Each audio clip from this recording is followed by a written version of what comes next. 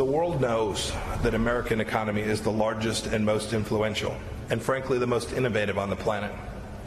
It's the envy of our allies and our adversaries. That economic might is one of the most important tools.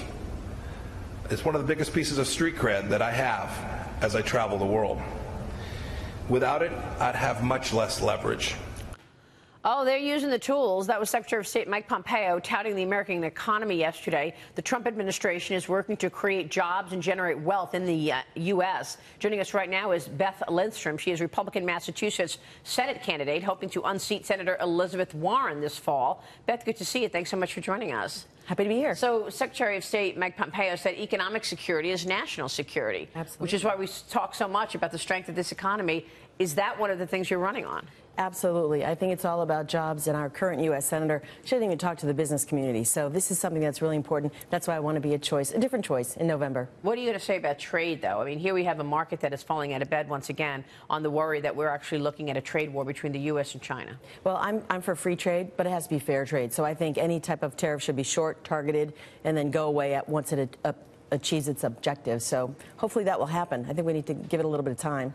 Is trade or immigration a bigger issue as you approach your primary election? I think people are really caring about immigration in Massachusetts, more so than they ever have before. And Elizabeth Warren goes around the country advocating for sanctuary cities. And to me, we need to follow the law. That's something that a lot of people that I talk to in Massachusetts really care about.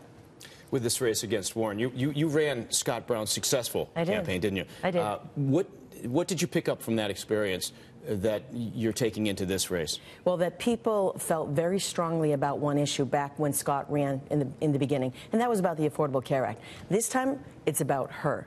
The visceral reaction that people have about her lack of representation. She doesn't represent the majority of the people in Massachusetts. And so I'm seeing that, feeling it, and excited to be able to be the one who runs. But yeah. No, I was just going to say, but it will be about pocketbook issues. And again, with what has happened with the lack of a repeal and full replacement of Obamacare by Congress, it failed in the Senate.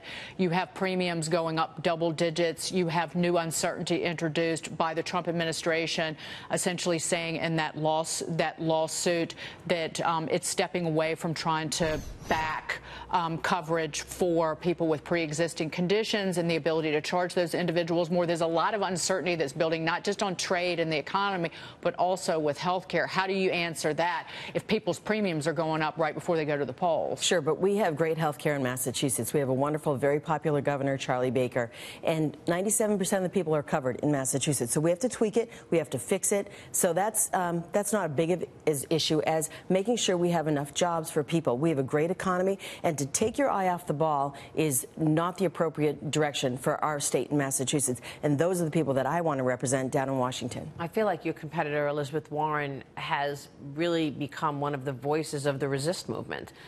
It's more than just one issue when it comes to Elizabeth Warren. I mean, she really sort of made her name, first off, taking on Wall Street and pointing the finger. You know, it's their fault for the crisis in 2007.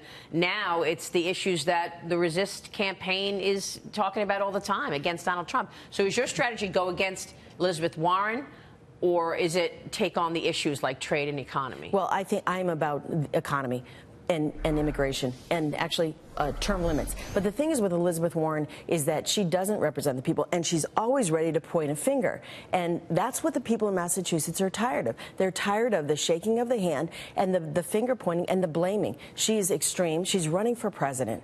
You have to know that. She is. In her Democrat convention speech 2 weekends ago, she mentioned Massachusetts once and said, help me stop Donald Trump. Help me climb up this hill. It's not about Massachusetts. It's about her running for president. Interesting. Well, we'll be watching the developments. Beth, thanks very much for coming in. Thank you. Beth Lindstrom joining us there.